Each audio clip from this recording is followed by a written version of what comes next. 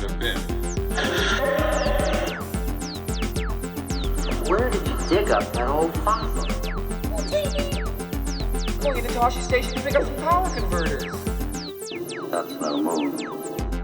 We're all fine here now, thank you. How are you? Welcome to the Star Wars Nerds Podcast. I'm Dan Vadabonker. And I'm Kenton Larson. We just spent about 10 minutes before we started recording talking about the coronavirus. Did we ever? This is going to mark an interesting point in our history when we go back and listen to this episode. We'll remember either it being a complete non-thing that people got really upset about for nothing, or it's a plague. It'll be the end times. We'll be looking at this from the after the apocalypse when we've all died off. It'll be like The Stand. It'll be Stephen King's The Stand. We'll gather and spot good and evil. We'll gravitate towards each other. All the evil people will go towards Las Vegas. And where do the good people go again in that? I don't remember. Heaven. No. There was a town in Idaho or something like that. They decided some cornfields. I remember that part. Anyway. But yeah, no, we're still here. We're not sick. Neither of us is. There are 0 cases in Manitoba where we live. And if you look at a map of Canada, you will see Manitoba and Saskatchewan are among the only ones, and the East Coast are among the only ones that don't have any coronavirus cases because we're landlocked. It's freezing cold here, so we already are used to self-quarantining. And it's there's not a ton of international flights that come through here. Like there are, of course. Yeah. And in fact, I do have one friend who was on a cruise ship. She was stuck on a cruise ship out off of Thailand. They were supposed to go to Thailand. They couldn't go to Thailand. They ended up getting off in Cambodia, but she was stuck on a cruise ship for 2 weeks last month. Brutal. Because of the coronavirus being quarantined. And she's fine, by the way. She's okay. That's good. She came back. She's healthy. She's not sick. My mom was on a cruise. My mom and her husband. And they were not quarantined. Nothing happened. But I was like, is that really where you want to be at this moment in time? Yeah, I know. Cruising around. The travel industry is hurting. Yeah. People are not booking flights. They're not booking cruises. No. We're still going to Chicago. It's something that students are asking me about, but we are taking a bus. So you are also the organizer of CreCom 50, which is the 50th anniversary of our program, which is coming soon. And I keep saying, you can get out of this, Dan. You can get. It's a little thing called the coronavirus. I don't want to. You just start fear mongering, and you will have no more event to. Well, then I need something to mark the students on. How am I going to mark them if there's no event? Well, my proposal's almost over for the event, so yeah, you don't care. I'm almost done. Yeah, you're done with it anyway. Right, but you know what I said to them today, and you're right when you said we'll always remember. You know, it's one of those things that you remember that year when that happened. And I said to the students today, you will always remember your first year in our program by remember that crazy coronavirus scare that was happening then? Yeah. And for me, when I was in my last year of CreCom, it was Kurt Cobain committed suicide. Right, so to this day, when I think of what was happening when I was in my last year of CreCom, what was going on? What were the stories of the day? That's the only thing I can remember. For me, it was the financial collapse of 2008.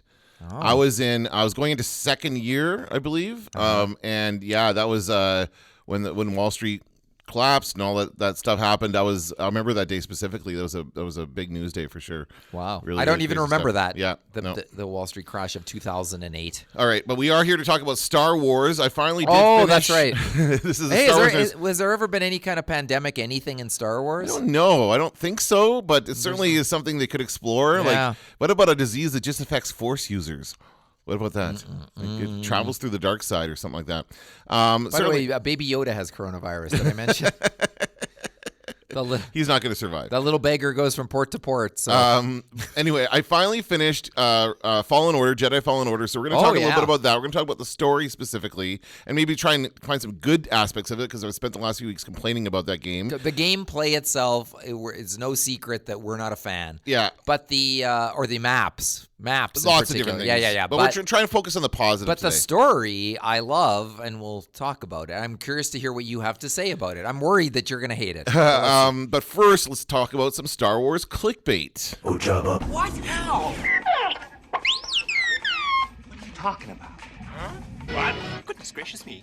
So the headline reads, Star Wars, 17 ways the Rise of Skywalker novelization adds to the movie. Okay. 17 ways. And are they... You're not going to read all 17, Why not? No, I'm just joking. I'll go through a couple. Because if you are, I'm going to go get a donut. Yeah, we're going to we talked about this last week. We're going to read the book eventually, but Yeah. you mentioned that people are looking at it, and it comes out on March 16th, which is next week. It seems like everybody on Earth has a copy already. Well, I It's guess weird. they do release advanced reader copies for people to review and to talk about. So maybe that's what these are. But for a couple of these things that are in the novel, we get the full message from Emperor Palpatine. It talks about at the beginning of the movie. They talk about how there was a message sent out. We made the joke that the Emperor was starting a podcast, and he started talking. But the message is included in the novel. At last, the work of generations is complete. The great error is corrected. The day of victory is at hand. The day of revenge. The day of the Sith. Dun, dun, dun. That's the warning, or that's the message. So it's an interesting. I wonder which day he was speaking of, specifically Wednesday. What are days of the week in Star Wars world? Right? I would do that on a Friday, to be honest. I'd take over on a Friday. There are lots of biblical references in Star Wars. Yeah, so yeah. I think that's be. just part of like our culture kind of seeping Yeah. through. Another aspect, they get more into the Leia's Jedi training, which I know you're a big fan of. You I like really it, like yeah. that scene. I did. And so we get more details. And as Leia is training Rey on that planet, which is called Ajan Kloss, Ajankloss, that's the same planet that Luke trained Leia on. That's why they're there. And Luke refers to it as nice Dagobah. It's like Dagobah, but nicer. And so we get a little more of her inner thoughts as she's remembering and flashing back to her training with Luke. So we have a little more of that, which is kind of nice. I like that idea of Leia training. And in fact, it does also say that she has some abilities that Luke didn't have. She was able to do some stuff that Luke didn't have. And actually, Fallen Order does that as well. Fallen Order talks about having certain abilities that not everybody has, which had never occurred to me could be a thing. I never thought that maybe some Jedi can't do the Force heal thing, right? Maybe that's why we never saw it until this point. Yeah, maybe. So another one, Kylo Ren on Mustafar. We already talked about how they don't make it clear at all that he's on Mustafar when he's at the very beginning. I would go so far as to suggest they did not know he was when they shot it. Right, yeah. They just kind of made that doesn't look after like the fact. anything. No, it doesn't. Hey, look, if he's on Mustafar, show us the lava. Right. Show us the castle. There's one defining, two, I guess, but Yeah. certainly lava is the defining characteristic of Mustafar.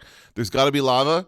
Oh, there's a woody grove over here in the lava. Well, it looks like Woody Grove. Yeah. It looks like there's like maybe some ashes floating in the air in that scene, but it's not again, and some fire in the background. But I don't buy No, it. no, I don't agree. buy it at all. I think that was they came up with that later. So in the book, they say that the people that he's killing are these cultists who worship Vader. They're obsessed with the memory of Darth Vader, and they've made the pilgrimage to Mustafar to defend the ruins of the castle from outsiders. And yeah, show us the castle. You're right. What? If they're in ruins, we should have seen that. Is that legit? That's really what it says? It says, we learn the cultists are obsessed with the memory of Darth Vader and have made the pilgrimage to defend the ruins of his castle from outsiders. So he goes there to find the Wayfinder thingamabob. You need to see the castle then, and it would have made more sense to find the Wayfinder in Vader's castle. Yeah, I agree. Make more sense. Yeah, so they should have done that. Yeah. You already talked about the clone. The fact that they talk about the Emperor being a clone, and then also we talk about, here's a couple more things. Rey's new lightsabers. So should we talk about her? They call it a gold white lightsaber. I thought it was yellow. It's kind of a. Is it just these saying that so people don't associate it with pee? Is that why they're doing that? It looked yellow to me. Rose gets an expanded role. Lando has a missing child. Is it the woman? No, it's not. Is that what that was supposed to be? Who? Oh, Naomi Aki's Janna was confirmed to be the daughter of Lando Calrissian. In the novel? In the novel, yeah. Yeah, well, they're getting at it in the movie. Kind of, but not really. They almost made him look like a pickup artist at the end. Yeah, he was kind of a creepy old Hey, man. what do you say you and I go check out your past? Back at my bachelor pad. Okay, here's the thing. The source of I just lost it. The source of the Force healing. Mm-hmm. This is the thing. We'll leave it here. Use the source, Stan. Use the source. For all your electronic needs. That's from The Matrix, remember? The source. go to the source. Is it? Yeah, remember he goes to the room with all the TVs? What do they say in Spaceballs? Is it the source? The Or is it Schwartz. Oh, that's right. The Schwartz be with you. Oh, yeah. I was Okay. getting my Matrix mixed up with Spaceballs. Force healing is definitely the most significant new Jedi power introduced in Episode 9, though Yeah. technically it first appeared in The Mandalorian. We know this. The novel is able to go into greater detail in terms of how Force healing actually works. When Rey first uses the ability to heal the Vexus snake, she notes that most powers involve her drawing on the Force for her personal benefit, whereas healing involves her giving her essence to the Force. Rey realizes this give and take creates a necessary balance in the Force in what perhaps is the clearest example of what makes her different from traditional Jedi. So again, we see her Force healing. We saw Yoda Force healing. Is anybody else Force? I guess Ben did it for her, right? Yeah. And that's it so far. That's all we've seen. But again, like the idea of them having an ability that other Jedi don't, that seems to be kind of the clear thing here. So yeah, there's another. Obviously, there's 15 other ones or however many. Oh, Finn's Force sensitivity. Mm-hmm. So it'll be interesting. But you're right. It does feel like they're adding this stuff in after the fact. It does. Like, why wouldn't they put this stuff in the movie? Like, let's go back and figure out what we should have done, and then we'll put that in the novel. Right. Yeah, I don't like that. I don't like it either. I find it very frustrating, and there's no way. Like, if you really wanted to start that movie with a huge money shot, it's Vader's castle looming in the background. Yeah. It'd be like the Two Towers with if there's like hordes of armies trying to defend his castle, that would be something. Yes. And to defend it from Kylo Ren. And Yeah. by the way, wouldn't Kylo Ren have already visited the castle as a guy who's collecting the Vader memorabilia? You think so? Yeah. He's got the helmet. He's got the melted helmet, which he obviously got Yeah. from Endor. Yeah. So he's the Vader fanboy. I think we missed out a lot of those. So, like when we actually watch, when we do the commentary for The Rise of Skywalker, I do think there was a lot of stuff that very well should have been in this trilogy that they left out, including a return to the Vader castle after Rogue One. Right. After Rogue One established it. You know, And it's imagine also how great that would be. Also referenced in the I don't know if I mentioned this on the podcast or not. But my son has a Oculus and he has the VR game, the Vader Immortal VR game Yep. for that, and you're in that castle as well and part of that game as well. So Is it cool? Do you it's see very different cool. parts of it? It's so cool. Yeah, no, Different it's parts very. of the castle? We're gonna play it. Well, I'll get Jack to bring it here, and we'll play it and record it and all that stuff. You get to check it out. There are a few things more funny than seeing Kenton Larson with a VR headset on because I got a giant head. Most people are funny. Look funny when they're in a VR headset. Remember, I took a picture of you wearing the VR Right, set, yeah, and yeah. I submitted it. We were having this presentation, and I submitted it as one of the photos for the presentation. So you're sitting there watching the presentation, and then a picture of you wearing the VR helmet comes up. Yeah. But it's on a loop. It was like on the screensaver or whatever. So it kept coming up every single time. I was like, that was gold. That was a practical joke I didn't know would pay off 17 times. funny. But you're right. I look like a moron with it. Well, everybody does. Anyway, Yeah, all that's right. true. I guess everybody So does. Yeah. we will do that, but today what we're going to talk about is the Jedi Fallen Order video game that I finished. So basically, I finished it as well. And now how yeah, much did you finish it? Did you complete all the little things, or did you just kind of finish the main story and that was it? I completed a damn lot of them. I did, and once I was finished the game, go back and make an attempt anyway to get most of the stuff. Because there's a lot of little things Yeah. you can pick up on. A lot of area, like for example, in one of the early areas, you gain abilities. Part of the gameplay is that you gain abilities. You're still a Padawan. I guess we should tell the story. So the story is. Oh man, can I remember I remember parts of the story. So your character's name is Cal Kesto, and you were on a planet. I don't remember the names of the planets really, but you started off working kind of in a junkyard, in a salvage yard. I love that part. That's really cool. And that first level Yeah. is really cool. Like It when is you're super climbing up and around the ships, and you have to go to Yeah. a certain part of the ship to fix something. And because you are Force adept, Yeah. you're able to do crazy kind of parkour and balance Yeah. better than anybody else, and you have all these abilities. That's what makes you really good at this job. But I also like your pal that they assign you, the Eloasti alien Yeah, guy. yeah. And then- he's great. And he dies. But Sucks. but he tells you, he sort of coaches you on the first level. Yeah. I thought that was pretty Yeah, no, good. he's a good for the Yeah. tutorial level. He was a great character, and Yeah. I wish we'd had some more from him. So that first level was a lot of fun. Then you go to that train, and you're like in that train running away from the Empire and that kind of stuff. That's when the Empire knows that there's someone They here feel is the a Force user. because Yeah. he has to use the Force to save his friend. Oh, and there's the cool Sarlacc pit on that level too, Yeah. where they're like, on the first level, where they're sort of like they're in the claws and stuff, and they're like they've captured the Sarlacc. Did you see that? No, what are you talking about? I have no idea. Oh, what on you the mean. very first level, you come flying in. Very first scene, you come and you can see that they've got like a Sarlacc harnessed. Oh, in the wow. distance. Yeah. I don't remember that. And I think you might actually see the claws later in the level, but without remembering the faraway shot, it might not look like that. Okay. Yeah, Interesting. yeah. I'll have to rewatch that. Oh, to it's see cool. That. It's like it's cool when it's just out of the corner of your eye. Oh, okay, I'll check that out for sure. That's really neat. Okay, so you're this now the story is this takes place 5 years after Revenge of the Sith. So that's after Order 66. Your Jedi Master was killed, obviously during Order 66. Yeah. We get to see that kind of play out through the course of the game with flashbacks. Yeah, it's cool. So every time you kind of come across, and it usually seems to be associated with some kind of force. You're feeling like your ability, speaking of abilities that not everybody else has, your ability is to sense the history of something through the Force. Mm-hmm. So you can touch an object and feel what its history was. So sometimes when you touch objects that are lots of like history, you'll get a flashback as far as your training goes. When you're a kid, you're training with this guy who's the same species as Zeb from Rebels, which is, of course, the one based in the original Chewbacca concept art, right, that they went back to. And so he's your Jedi Master, and that's where you kind of gain these abilities as you go through the levels. Basically, you gain a force pull, a force push, jumping ability. There's a couple different things, and you also can level up your abilities through the skill tree, so to speak, where it's like you get every time you level up, you get points, and you can apply those points to different things and kind of get better. So as the game progresses, you get better, and I do appreciate that. I do like that happens. So that's kind of the main aspect of it. The story goes that your friend, you guys they sense when you use the Force, so they come to the planet to look for you, and it's the Inquisitors, which we know from the Rebels series.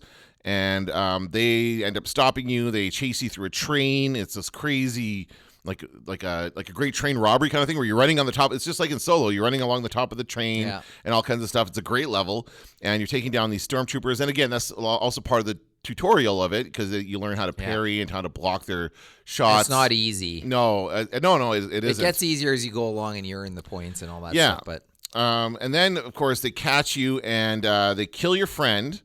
And I can't remember how I got it. Oh yeah, they get away because your other friends, your new friends, come and rescue you in the ship, which is called the Mantis. And there are two characters. I'm blanking on the names right now. I don't remember. Seer, one's called Seer, and one's called, I don't remember the alien's name. And they come and rescue you, and they're working with, I guess it's like the Resistance. I guess it's like the early part of the rebellion. Yeah. I don't know. They don't really talk about it very much, but basically their goal, they rescue you. You jump onto their ship and fly away. And then they tell you that their goal is to find a Jedi holocron that somehow contains the personal information of all the children who are strong in the Force. Right. Now, I want to know, where the hell did this thing come from? And who's the molester in the Empire? well, who's keeping track of this stuff? And how old is this holocron? Because it's got to be pretty current if it's got like people who are still alive. So this is something I think maybe a remnant from the Revenge of the Sith era, maybe like just a few years ago, kind of thing. But it's weird that it's like a database, so you can they want to get to it before the Empire does, because the Empire is going to either kill them or try to turn them into Inquisitors.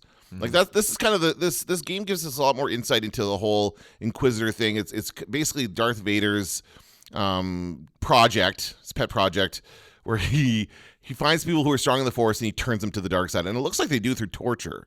Like in the game, they show scenes in which they're torturing with the fun, the thing we see them torture Han Solo with in Empire Strikes Back, the little sizzle and the electricity, or even Leia. Oh no, Leia, that thing had a hypodermic needle. Yeah, in the truth serum. The truth serum, right? Anyway, so that they basically turn you. If they can't turn you, they kill you. And so that's what happened to this Seer, this woman who picks you up. She's a former Jedi who's cut herself off from the Force, which is also a concept we're aware of now because we know Luke did it in The Last Jedi. And yeah, so your adventures kind of take you on a series of like different planets to look for this, and you're following along in the footsteps of this other Jedi Master who looks like who does he look like again? Oh man, the name of that actor that. F. Murray Abraham. He looks like F. Murray Abraham. I never thought of that. So you're following along. You find this droid. You've got a little cute droid, which is kind of it's a given, right? It's a good one though. It is, but the interesting thing I was thinking about He this. rides on your back.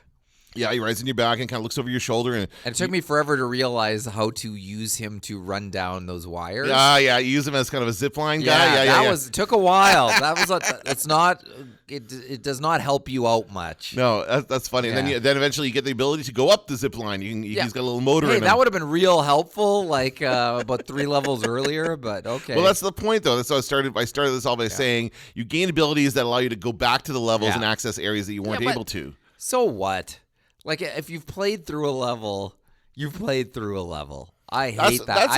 I agree, and I think it's a kind of a lazy way to input. Like, you want replayability in a game. A lot of games will do that. Now, a lot of games will do that through DLC, but this seems like a lazy way to get there. Let's make the game longer, so you have to go right. back. There's only like 5 planets in the whole game, right? And you basically go back and forth between all of them. So there's not a lot of diversity in the levels. Hey, and I'm talking as a guy who liked the game. That was irritating. Yeah, it was one of the irritating elements. So then you go and you find these different pieces. You're searching through temples, and you start to use your force ability, and it does kind of ramp up. And I've already said about how much I don't like killing the animals. I don't like that whole aspect of it. But I did like the killing of the stormtroopers. Yeah. In many ways, and they are pretty challenging, more so than you would think stormtroopers would be. But yeah, I like the idea of taking down these stormtroopers, and it was a lot of fun. I thought the combat system was really good as far as like this. You could mash the pad and still pull off some cool moves, which is kind of what I did. Yeah, me too. I never really. There's a couple of go-tos that I had, but for the most part. But there are a bunch of moves in there that you could learn if you wanted to. Yeah. Be more deliberate about it. And I think you have to. If you're going to ramp it up to the hardest level, you would have to really know that well. It'd be painful because a lot of this combat is based on the parry and the counter thrust or whatever. And the game you can only save the game every so often, so that's right. We talked about that. So these different save points. I had it happen a couple times where I died and I had to go way back because there was no save point, which was frustrating. And then what else? Okay, so then you go to different planets. You go to Kashyyyk, which is an interesting level. We talked about how you save the one big bird, but you kill all the other animals on Kashyyyk. Yeah. And so you're basically trying to find this holocron. And so different stuff unveils itself. Like you get to see the flashback to when your master is killed by the clones. You're friends with the clones. That was a cool level. Yeah. Like you're walking, you're this kid, and you're walking around, and you're like, "How's it going, Cody?" or whatever. Like, it wasn't Cody, but it's all the same idea. Those clones are your friends. Like they're people you talk to all the time, and they're joking around with them and stuff. And then all of a sudden they get the Order 66, and they all turn on you. Yeah. Which is really crazy. And I guess that's what we're gonna get. I don't know if we're gonna get that in Clone Wars or not. I feel like we should get it in Clone Wars in the animated series. That should be it seems like the natural way to finish it. The teaser for this week's Clone Wars is Mace Windu. Okay. I got more out of that teaser than I've gotten out of any Bad Batch episode. I have to say, it looks better. Okay. Yeah, the Bad Batch of episodes. It's almost done. Although lots of people love it, and God bless you. Sure. Yeah. So then every time you have this flashback, you kind of gain an ability. You also gain some friends. You meet this girl who I think they're trying to make a love interest. She's this young, on Dathomir, that what do they call her? The Night Sister. Oh, yeah. Right? Oh, yeah, I guess so. I think they're trying to play it like she becomes a romantic interest after you realize one of the hardest fights was actually fighting that old Jedi dude on Dathomir. Oh, painful. That was tough. And I gotta say, like, that guy was really strong in the Force. He was just this former Jedi who was hanging out there and basically using the Force to subjugate the entire race of Dathomirites or whatever you call them. Yeah. And so that was a tough boss. I got frustrated with some of the boss repetition. Like there was I think there was one. Okay, yeah. So you get one level, you get the ATST, fine. Yeah. Then another level, you get another ATST, and then one of the levels, you get 2 ATSTs. Like, come on, guys. Like, just try and think of something. Change different. it up.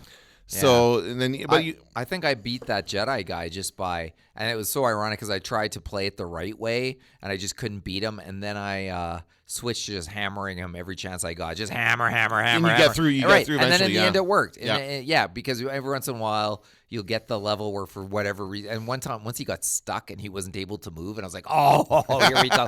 And he was like stuck, and I was just like, oh, you bastard. Yeah. And so it took him a while to get out of there, and by then I'd pretty much finished the task. Yeah. But that's not an easy battle. There were many of them that are difficult. The ninth sister was also difficult. Yeah. The bosses were good though. I liked the bosses. They were challenging, And except for the repetition of the ATSTs, the other ones are pretty good for the most part. It wasn't impossible to beat them. That's the other thing. No, and you got like many video game bosses, they have a pattern, and you get to know the pattern. I like the idea of using the Force to push those missiles back. Like you got the stormtrooper with a rocket launcher, you got another stormtrooper with a rapid fire machine gun laser, and those guys are hard. They were, especially at first. You had to kind of try and block some of them and get close enough to take them down. They also had a shield built into that thing, and so the variety of those enemies were good.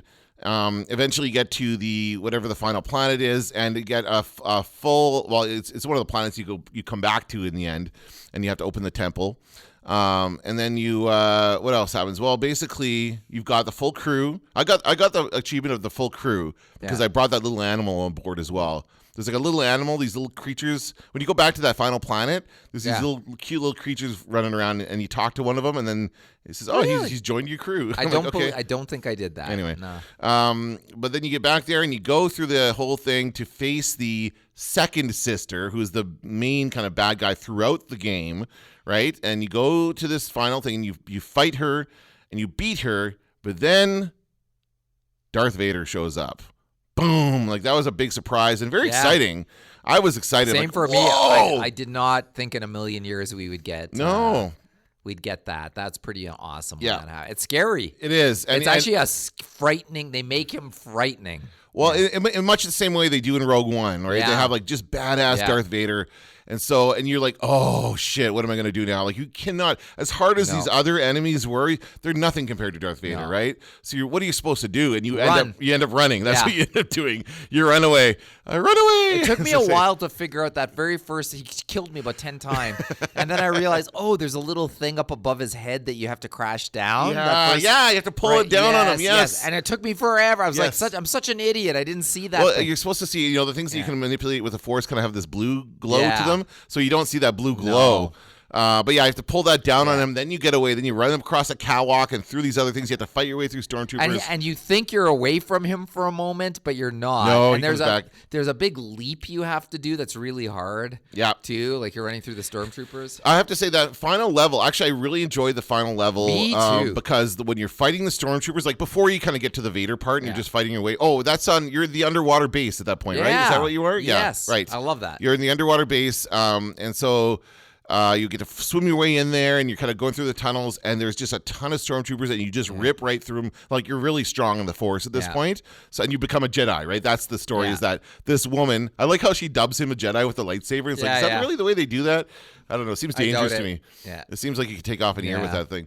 But you get dubbed a Jedi, and then you go in there to fight, and she does as well. She's like, lets the Force back in, and she's going to go and fight as well. And then your friend, the Night Sister, will come along as well to help. And so that was a ton of fun. That last level, I wish all the levels were like that one. I agree. Minimum amount of there wasn't a ton of parkour in it, and it was mostly just like fighting off stormtroopers. That was a ton of fun. Yeah, and and a big surprise. I found it very satisfying. It really did make you want more after that level. Like I guess part 2 will continue the story. But it was a legitimately good story, and one that you could easily play out as a animated show. Yeah, I was thinking that as well. If you just cut, I'm sure someone has already done this, but on YouTube, but you could probably like cut together all the cut scenes, and have a complete story there. And I actually I would enjoy it whenever there was a cut scene. I'd be like, I would be happy. Me too. First of all, it gets me a break from the boring nature of the game, but also just because you get to see what's going to happen next. Yeah. So that was a lot of fun. That's and also the training, the flashbacks to the training sessions. Yeah. That was good too, because you knew you were about to get a power up of some kind, and it was like the more of those you got, the better the game was. But man, it just took forever to get there. The grinding is a bit much, right? Oh. So there's going to be a second one of these? Is that what you said? Yeah, they announced that they're going to make a sequel to it. Okay. It doesn't surprise me. No, it's good. Hey, fast travel, guys. Once you've saved on a save point, you should be able to travel back there fast. Yeah, or not have as much repetition, so that's not necessary. Like I just would like them to come up with some more planets and stuff to go to. Well, I told you I just finished that Doom reboot. And it does such a good job of sending you in the right direction without it being overbearing. Like, there aren't arrows or anything, but there's like these glowing green lights that kind of tell you what direction you're pretty much, and then you got a little compass up at the top, and you're just like, yeah, like you don't need to torture people to help them get through. And on Doom, when you go back to a planet, it's on fire the next time, or like something big has changed, Right. And you're like, wow, this is like, it's so well done.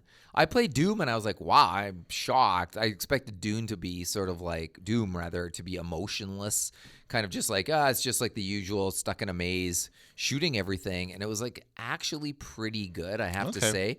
And I was like, in terms of just pure shooting gameplay and walking around, Doom is more satisfying than Fallen Order. But for story, that's where Fallen Order is like really took it up a notch. Yeah, I really like that. Yeah, I agree. And so I will, like, obviously we'll play the sequel when it comes out, but I think I like these characters. Like that's one of the biggest part about this that I enjoy is all these characters were good. This guy, this alien who's piloting the ship, we get into a bit of he's got a gambling problem somehow, and he also collects plants. I didn't really do the plant thing, but you can collect seeds and plant. You have a little terrarium in there where you can plant, or a little greenhouse or whatever you want to call it. There are lots of aspects to this stuff that I probably won't go back and explore, to be honest. I'm not going to do that kind of thing, but I do enjoy the gameplay. Like, I enjoy the battle when you're fighting against stormtroopers. That's for me, and the bosses were pretty good as well. So what would you give it as a rating? 6? No, more than that. More 7? Because, well, here's the thing. Like, I enjoyed the gameplay on the first visits to the planet. I hated having to go back. I hated that you had to pick up force powers and then go back, and so you'd push over a bridge. You're like, I've unlocked a whole area, and then you cross the bridge, and there really isn't anything you unlock. There are all these things that you were didn't said unlock anything. Like, they'd say shortcut unlocked. I'm like, yeah. Well, so that means I don't have to traverse the entire level again, but you do still have to repeat some of it, no matter what. And it was not much of a shortcut, and it was also not much of a I've unlocked a whole new part of the level. Like, right. It was just very. Like, why am I even doing that? A couple times, too, I just ran from the enemy. I just ran and just did the thing, like downloaded the map, whatever it was. I did it before. Like, there's that one where you drop into the hole. Yeah. And the creature is hard to beat at that certain point. But I dropped in and I just did what I needed to do and then ran. And then the creature couldn't catch me at a certain point. And I was like, well, that defeats the whole purpose. Right. If you just run away, you don't have to beat everything. To get to the game. Yeah. Like there's lots of things like that where you're just like, why would you even do this? So I'm not a huge fan. The fast travel to me is the biggest sin. But that said, the story is great. And when I think of the story and the shock and surprise and also fear when you meet Darth Vader is great. Like, that's one of the great moments in Star Wars video games. So 7.5. All right, there you go. I'll give it a 7. So we're about the same.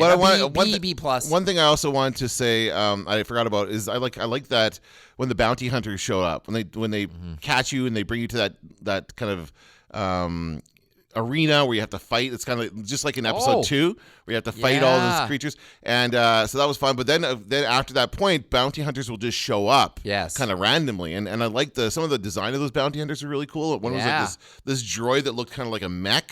It's kind of this neat look. It looked like the one you see outside Maz Kanata's place in The Force Awakens. Yeah. There's like a droid walking as they walk into there. Right. And it looks like that. So maybe that's the same character. I forgot about that scene. That's a good I benefited on that scene too. Something went wrong with the cut scene to the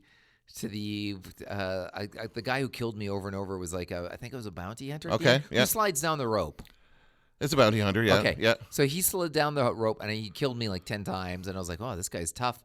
And then something happened and this cutscene triggered and I had finished the level without actually beating him. Oh, wow. And I was like, yeah, that's what I said. I was like, yeah, I finally got a bounce on this thing. Nice. But that is a good scene. Yeah. Yeah, there's lots of stuff like that. The game design is really good. Yeah. Yeah, lots of good stuff and then just some painful stuff. Yeah, but I agree. Overall, I would buy the sequel game. Now, I have a question. I did want to talk about a little bit about our favorite Star Wars video games in a second. But before that, do you think now the scene where Vader shows up and that subsequent sequence when you're running away from him and everything, and he's terrifying and very much the same as in Rogue One, when he's like, he just kicks everyone's ass, right? He goes through that hallway and just beats everybody. Are they building Darth Vader up to be too big? because he never seemed. Of course, he was scary, I guess, as a villain in the original films, but we never saw him do anything like that. Now, of course, it was because of special effects and limitations to that. But do you think that was always implied, or are they doing a better job of portraying Darth Vader now that they have the ability to do so, or what do you think? I remember when Pablo told us that they had all the rules about Darth Vader in video games. Right, he can't run. Darth Vader doesn't run. He doesn't run. Yep. He doesn't like. It's like you know how there's no rules. So in other video games, so Kurt Cobain can rap in a rock band or whatever. That's what they don't want. They don't want the rapping Darth Vader. Right. So I think that was part of what they were doing, is reclaiming that character as a true villain with true consequences, and not just an itty bitty stuffy that people buy at the store and think he's cute. Right. So I think that's part of the merchandising. Yeah, I think they're reclaiming the. Yeah, because I mean, he was always like, we see him like the biggest move he ever made in the original films was other than the lightsaber battles, which were always good, is the Force choke. That was his signature move, right, where he would just choke somebody. And I mean, certainly got the feeling that he killed people, but we never actually see him kill anybody in those movies. Yeah, that's right. So it just occurred to me as we were watching that, I'm like, man, I don't remember ever being this terrified of Darth Vader when I was a kid, right? Just kind of, I don't know. Didn't seem that bad. We knew he was a bad guy, but not like that. Not like where you're running from him. Right. And you can't escape him, which is a whole other thing. Because the other thing is like Frankenstein. When you think about Luke never ran away like either. Well, Luke runs away in the first movie, but by the time he gets to him in Empire, he's not running away. He's fighting him. And for Luke, like if you think in terms of this character of Cal Kestis in this video game, he's learning his Jedi ability just the same way Luke is, through the same kind of process, and becomes a Jedi Knight as he does. Now, he doesn't declare himself to be a Jedi Knight until Return of the Jedi. Yeah. So in Empire Strikes Back, he is not a Jedi Knight, and he is not ready to face Vader, and so he gets defeated, right? So that's kind of an interesting thing, but the fact that he feels like he can take him on is interesting, and he shows how strong he is in the Force, that he's able to last as long as he does against Vader. So yeah, Luke Skywalker. Luke's the man. He is, yeah. Well, whenever you play a video game and you get to play one of the main characters, which by the way you couldn't do for years and years, you get a better sense of how they relate, because somebody in the know has to decide, like, how powerful is Han Solo's blaster. How strong is Darth Vader? How strong is Luke Skywalker? And like, how long do Boba Fett's rockets last? And all of that stuff. Yeah, well, and that's the kind of stuff they had to do for Battlefront, because that is possible on Battlefront. But you're right. Most games that came out in the 90s and 2000s did not have characters you could play with. Going back to it, and I was going to mention this, if we're talking about old video games, one of my favorites is, of course, the Super Star Wars series on Super Nintendo. Right. And you do get to play as Luke and other characters in that series. But that was rare. It was, but it basically just kind of, you just play out the story of the films. That's all those are. So you have different levels. You've got the Snow Speeder level in Empire Strikes Back. You've got the Death Star run, of course, and other aspects. So you've got the area where you run through, I think there's a Tatooine level as well, where you're on a speeder on Tatooine, kind of going back and forth. So I really enjoy those games. I replayed them recently, and they still are quite fun, I think. A lot of fun. I think I've played every single Star Wars video game that's ever been created. I'm pretty sure I have. I think I know I haven't. Some of the later ones I haven't played, but early on, I actually do remember my very first Star Wars video game I bought at Comic World, which was in downtown Winnipeg, and it was an Atari Star Wars game. It was for the Atari 2600. Yeah, I'm sure I played that. And that was just your basic. I mean, Atari is basically a stick and a ball. Like that's all it is. So you're just basically you have to imagine the Star Wars. You do very much so. Yeah, the cover art was excellent, but the game was not. What other games? I printed out Business Insider, the best Star Wars game. And so they have 11 of them, I think. Shadows of the Empire. Yeah, that's a good one. That's for Nintendo 64. Yeah. That was a big deal, and it's very much. I mean, again, they didn't let you play as a main character, but man, is that guy meant to be Han Solo? Yeah, like Dash Rendar is Han Solo. He essentially. Is. And then there's all the X-Wing games, and they have X-Wing Alliance. But you know what I remember the most is the TIE Fighter game. Oh yes, I had TIE Fighter. Was when you got to play as an Imperial fighter, and that was a big deal. Being able to play as the dark side, the bad guys. That was a great game. That was on the PC when I was a kid. Oh, yeah. I played it on the PC as well. Yeah. Republic Commando, which is a very good game. Yeah. But too short, I'd say. But it was good. Really liked that one. Oh, The Force Unleashed and The Force Unleashed 2. Yeah, those are good. And the only complaint I have about those is you're kind of overpowered from the beginning. As soon as you get that Force lightning, you can just kill everything, and there's not really much challenge to it. Yeah. But again, it's cool to play as the bad guy. It's cool to play as somebody using the dark side of the Force, which is not something you really got to do before that. Okay, then there's, of course, all the Battlefronts. Yep. Then there's Rogue Squadron, Right, which was a great game. I love that game. Playing as an X-Wing fighter, yeah. Although you got to play as other ships as well. I think there's a level where you get to fly an A-Wing and stuff like that. Oh, you get the Millennium Falcon at one point, but just briefly, I think. They just tease you with it. Jedi Academy. I like that game quite a bit. I don't remember that one. Knights of the Old Republic. Yeah, we talked about that already, yeah. The Lego Star Wars games. I actually quite enjoy the Lego Star Wars games. Cute. They're cute. They're pretty faithful to the films. Like you can play through those, similar to the Super Star Wars games. You can play through those and get the story of the films really well. So I do enjoy that. But there's no dialogue ever. Those Lego guys don't talk, and they kind of mime everything, which is kind of fun. But there are some challenging levels. I remember the ones in particular, the snow speeder level. You actually have to rope around the walkers to take them down, and it's tough to do. It's really hard to do. My God. Okay, then I went to Wikipedia, and it's just like they break it into genres, like X-Wing. So basically the list of the series. fighter games. So there's X-Wing, there's Rebel Assault, there's Jedi Knight, there's Rogue Squadron, there's Star Wars Racer. Galactic Battlegrounds. I played that. I forgot about that. Remember the pod racing game that came out after episode 1? That was a fun game. It wasn't. Yeah. I played that. That was for 64 as well. I played the Anakin. I was in the Anakin one the whole time, and I mastered it. I had to pick Sebulba. I really enjoyed Sebulba's terrible control. Yeah, but I really like the.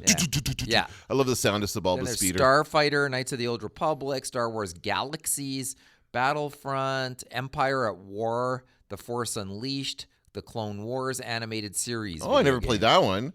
Yeah, That's I don't interesting. think I did that either. I thought I had them all, but it's so funny because and then there's standalone titles. Oh my God. Masters of Terras Cassie, is that in there? Yeah, it is. Yeah, that was a fighter. Yeah. I remember that one when I worked at Blockbuster Video. That was available to rent, so I rented it, and it's like this tournament fighter. They have a shout out to it in Solo.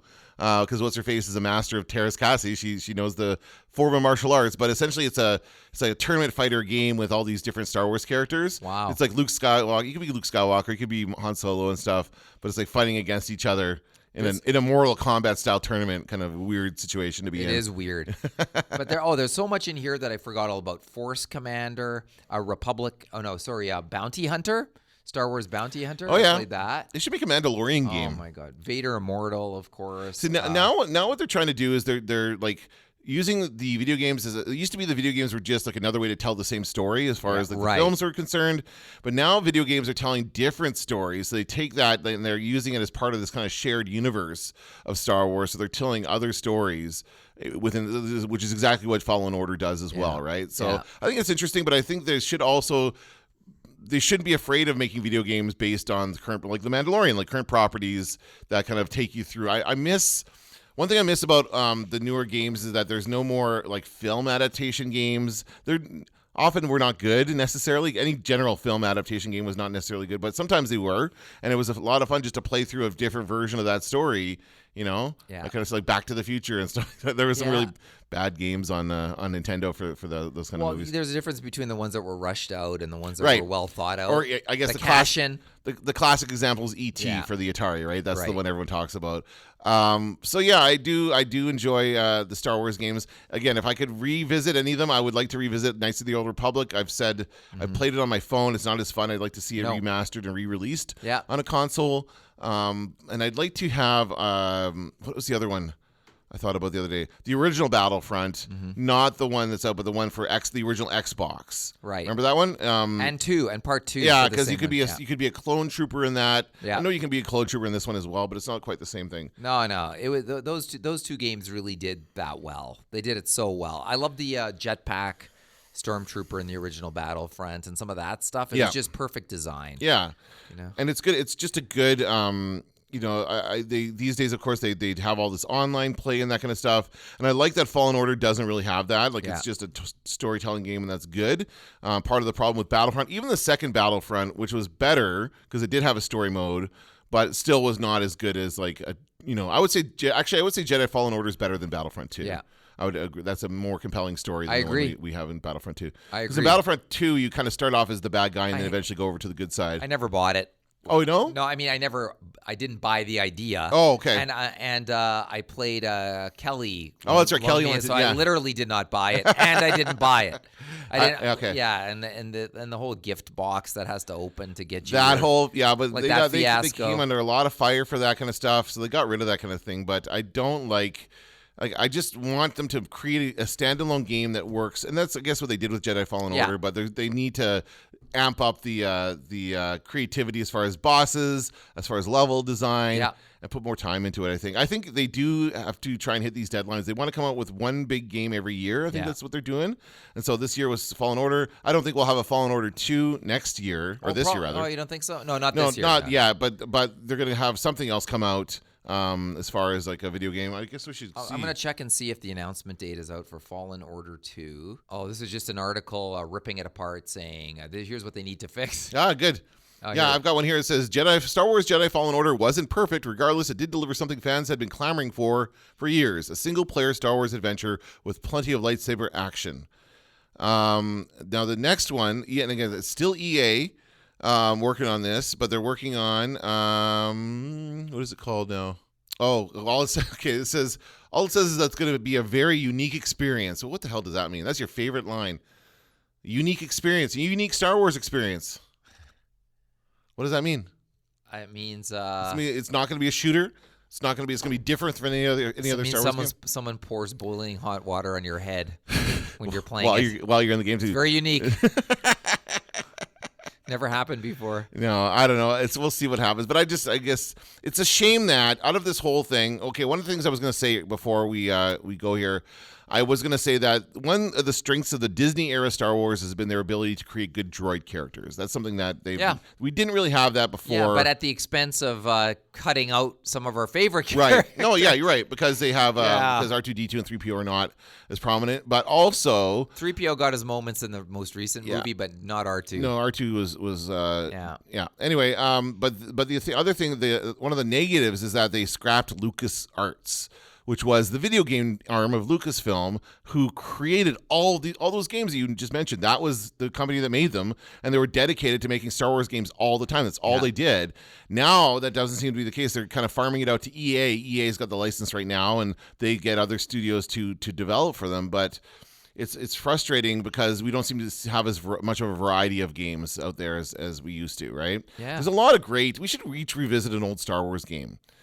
See if we can do that Think somehow. about that, Yeah. which one to. Yeah, we'll talk about that in a Yeah. future episode, but I think that'd be a good thing for us to kind of revisit and see what's good and bad, what holds up and what doesn't hold up. So Yeah, I'm sure they don't look as good as we remember No, them, and but I that's know- fine. That's normal. yeah, I know that certainly the what's the one? The graphics for the Shadows of the Empire. Oh, not yeah, good. yeah, Very I boxy, know. very very pixelated. Yeah, That was the N64. At the time, they were mind-blowing. But that fight against IG-88 in that game, there's a part where you have to Yeah. fight, and he's got a rocket pack, Yeah. and he's very, very hard, and it's very, very difficult It's to cool. do that. But it's awesome. Yeah. All right, well, that's going to do it for this episode of the Star Wars Nerds. I'm Dan Vadabonker. I'm Kenton Larson. Don't let the Force hit you in the ass. Now I am the master. TK421, do you copy? Going into Tashi Station to pick up some power converters.